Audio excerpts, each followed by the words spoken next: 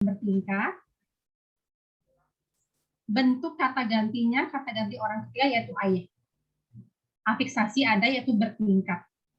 Nah, ini yang tadi saya katakan klausa intinya itu adalah ayah menjual rumah. Itu contoh kalimat yang ketiga. Kalimat yang keempat, contohnya adalah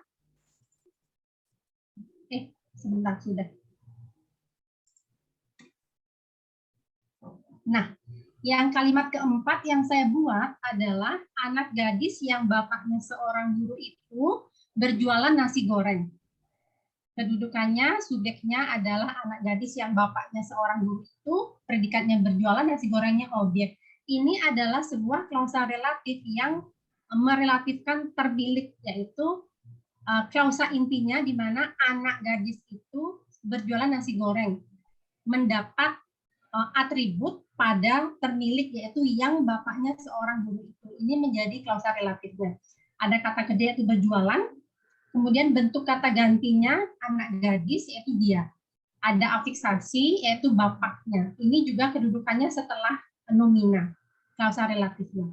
Kemudian kalimat kelima yang saya buat contohnya adalah anak yang berpita merah itu adalah seorang atlet karate. Yang berwarna kuning berkedudukan sebagai subjek, yang berwarna merah predikat. Ini adalah klausa relatif yang merelatifkan subjek. Di mana klausa intinya adalah anak itu adalah atlet karate. Subjeknya mendapat atribut yaitu yang berpita merah. Sehingga lengkapnya seperti ini. Ada kata kerja yaitu berpita, pemakaiannya sama, penanda klausa relatif memakai kata yang. Dan ini adalah bentuk kata ganti orang ketiga, ada afiksasi yaitu seorang. Kemudian, sebentar. Ya, itu saja Bapak, teman-teman presentasi saya.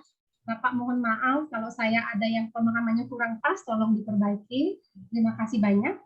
Ya, saya komentari dulu sedikit ya. Yang pertama, bagus ya, ada definisi tentang klausa relatif. Ya, ada contoh-contoh. Tapi PowerPoint-nya mungkin mata saya agak sakit lihat warna biru dicampur merah. Oh iya, maaf Pak. Biru campur merah.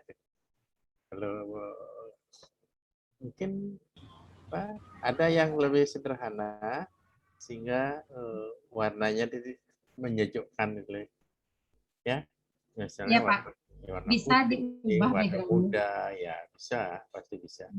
Lalu atau warna gelap, tulisannya yang terang tapi tidak kontras seperti tadi apa itu merah biru, lalu biru dengan kuning. Kuning saya pakai Pak, ada. Hah? Ada warna kuning saya pakai. Apa? Enggak, itu ada warna kuning. Enggak, itu lah biru sama kuning nggak cocok. Iya. Ya, artinya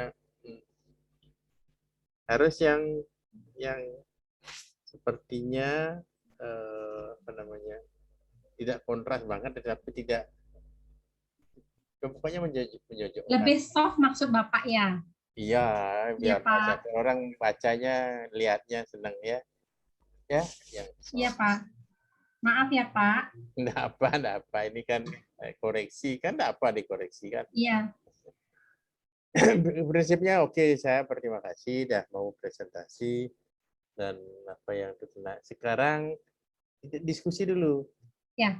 Apa dari mahasiswa ada yang bertanya? Apa pertanyaannya?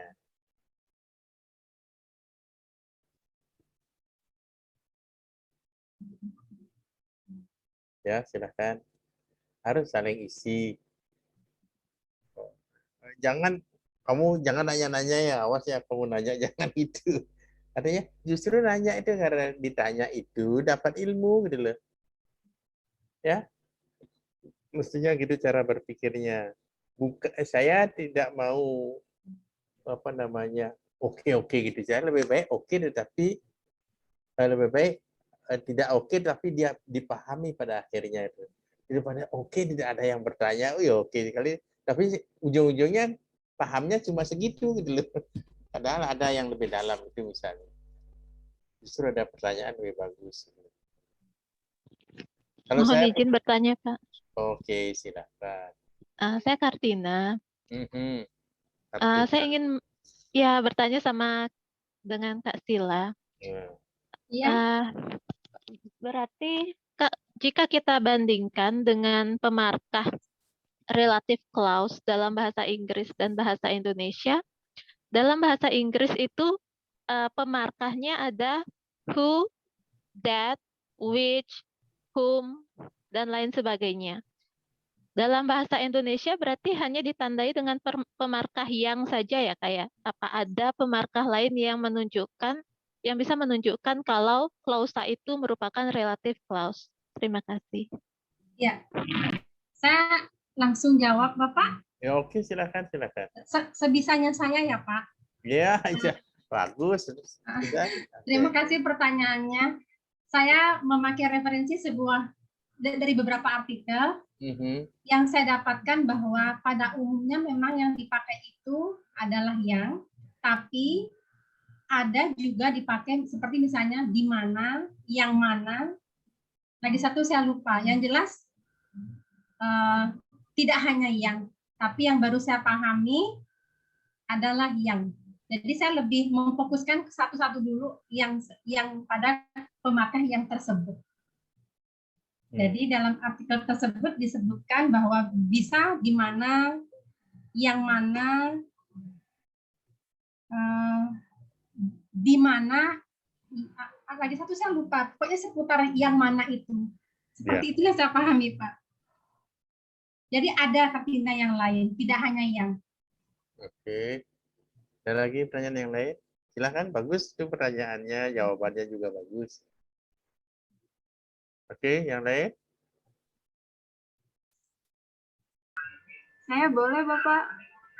Boleh, tidak ada yang melarang. Kak Sila. Siapa Ya. ini? Siapa ini? Eka. Siapa yang nanya tuh? Eka, Bapak Eka. Eka, Pak. Eka siapa? Eka Chandra. Eka Chandra. Terus apa pertanyaannya? Saya mau tanya, itu yang contoh yang nomor 1, bagaimana akhirnya pemarkahnya P itu kan pasien ya kalau nggak salah ya? Apakah, maaf, ulang lagi sekali? Pemarkahnya Kak, pemarkahnya. Contohnya Kalimat. Contohnya yang nomor 1 kan, yang satu E, yang satu S, yang satunya P. Soalnya saya sendiri bingung sama punya saya karena saya bingung nentuin pemarkah setelah nomina itu apakah dia objek ataukah dia pasien seperti itu. Saya masih bingung makanya. Untuk kalimatnya sebutkan gimana contohnya tadi. Rumah kamu yang bertingkat 3 itu berpagar tinggi. Seperti itu, Pak. Ya, seperti itu. Bukan objek ya Kak gitu. Pendapatnya Kak Sila saja gitu. Bukan. Saya masih bingung antara setelah frasa kan jadinya subjek, habis itu relative clause. Nah setelah itu saya bingung buat bikin punya saya sendiri itu yang apakah itu harus apakah itu P seperti itu. Makanya mau tanya sama Kak Sila. Ya, kalau yang kakak pahami itu adalah berpagar tingginya sebagai predikat kan bisa saja dalam kalimat itu strukturnya SP atau misalnya SO. Nah, di sini hanya berstruktur subjek dan predikat. Diambil dari kata berpagar itu predikat, tingginya pelengkap. Seperti itu, Eka. Nanti mungkin Bapak yang membenahi. Seperti itu, Kak, predikat dia. Oh, berarti, baik. Mungkin nanti sama Prof. Sujayanya, Pak Sujayanya. Iya. Ya. Oke, ada lagi? Terima kasih ya Eka pertanyaannya. Oke, ada lagi? Siapa yang menanya lagi? Jadi Eka bertanya, apakah setelah berpagar itu atau keterangan itu tadi ya, ayatnya gitu. Iya, apakah dia P, apakah dia U seperti itu? Karena beberapa artikel yang saya baca itu ada yang bentuknya SU, ada yang bentuknya SP. Saya masih belum begitu paham nentuin pemarkah yang mana yang harus SP, yang mana yang harus SU seperti itu, Bapak. Oh, strukturnya maksudnya. Ya, Bukan. Struktur ya. apa pemarkah? Saya sih bacanya pemarkahnya dia bentuknya S sama P seperti itu. Mungkin saya ada salah. Gitu. Ya, ya. Mohon diperbaiki, Bapak. Ya, oke. Siapa lagi? Pak, waktu kita tinggal 10 menit, Pak, Waduh. karena Oke. waktu kita tidak berbahaya. Oh gitu ya, ya. Oke. Ya, saya saya kira MIL-nya ini punya, enggak ya. Oke, Kartina bertanya pemarkahnya apa yang saja dari relative clause. Ya, itu sudah dijawab tadi ada di mana ya. Biasanya kalau di mana tuh hati-hati memakainya. Di mana harus ada tempat. Harus ada keterangan tempat di depannya. Jangan sembarangan memakai di mana. Karena banyak orang salah menggunakan kata di mana. Jakarta, di mana saya lahir, itu artinya sama dengan tempat di mana saya lahir, begitu. Ya, ada tempat yang menyatakan di mana. Tapi secara umum betul dia sila bahwa ya pemarkahnya adalah yang. Cuma perhatikan klausa contoh-contoh yang diberikan oleh sila, perhatikan relatif klausanya, ada yang berisi subjek, ada yang tidak berisi subjek.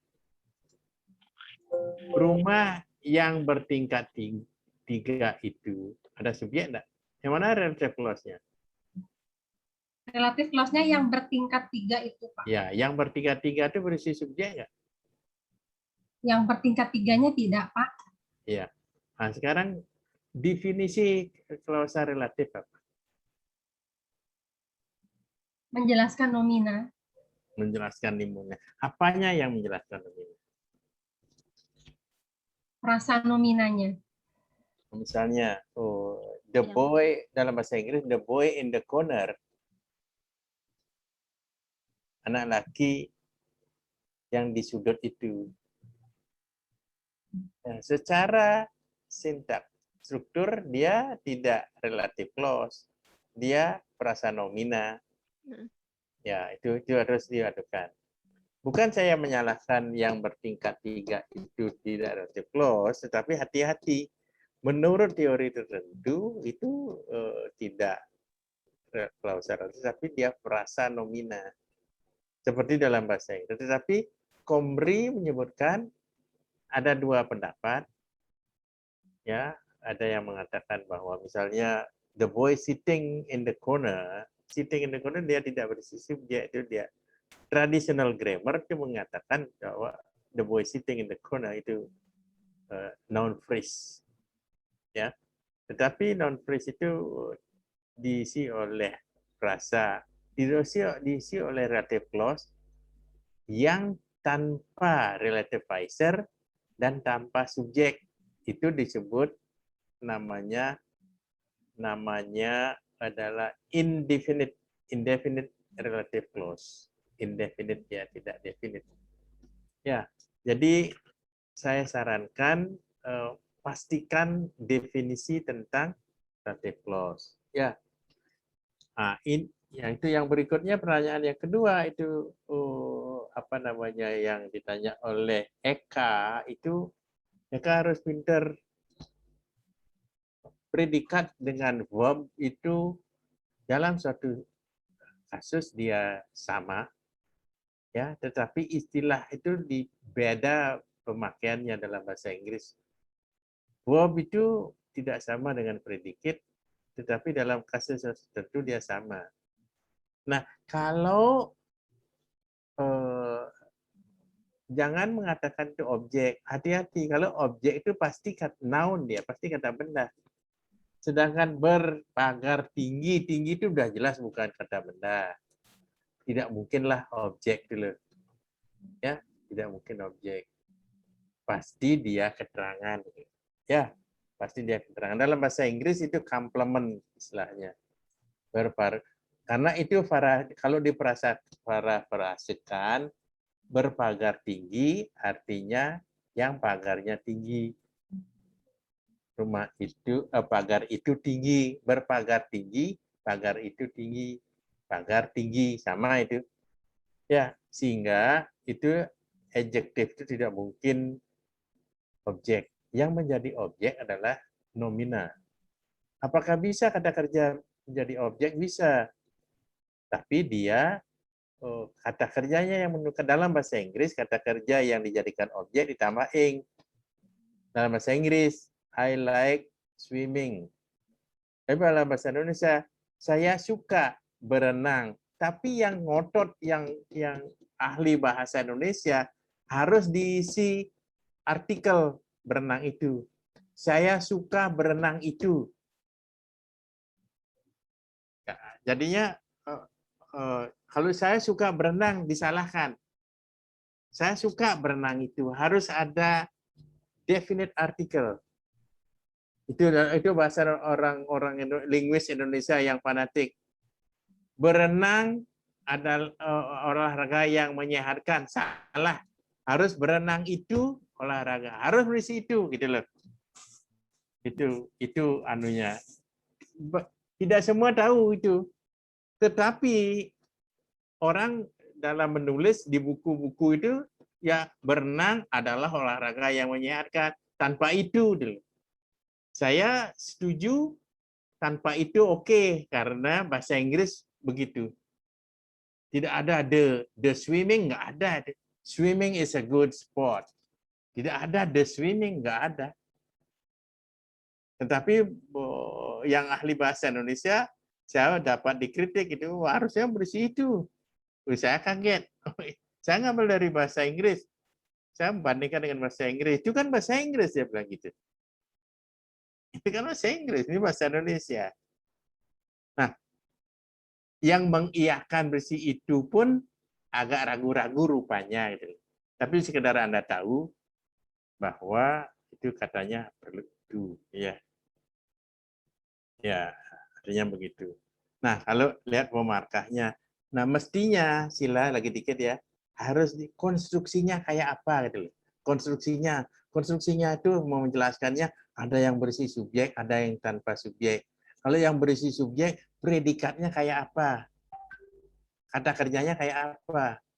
Yang saya ambil, ada ambil. Apa boleh yang saya mengambil? Pulpen yang saya beli, apa boleh pulpen yang saya membeli? Itu konstruksi. Ya, itu baru dalam analisisnya ya sila ya. Nanti Ya, siapa tahu menulis tesis tentang ini biar begitu. Lihat konstruksinya, lihat maknanya. Gitu loh, ya. Kan enggak ada orang yang ngomong rumah yang saya beli itu, kan enggak ada yang rumah yang saya membeli itu, enggak ada. Ya kan? Ya. Rumah yang dibeli itu enggak mesti subjek. Nah, itu harus diperhatikan strukturnya, konstruksinya, dan disesuaikan dengan data yang berterima. Ya, itu oke overall, it's good. Sila, selamat. Sila kerja di mana? Jadi guru, Pak. Di? Sekarang freelance. Sebelumnya ada. Guru apa? Guru SD. Ya, ngajarin apa? Pancasila. Oh, semua mata pelajaran Wah, yang pintar sekali berarti semua. Pintar sekali semuanya diajarkan ya. Kan anak SD masih gampang, Pak. Oh, gitu ya.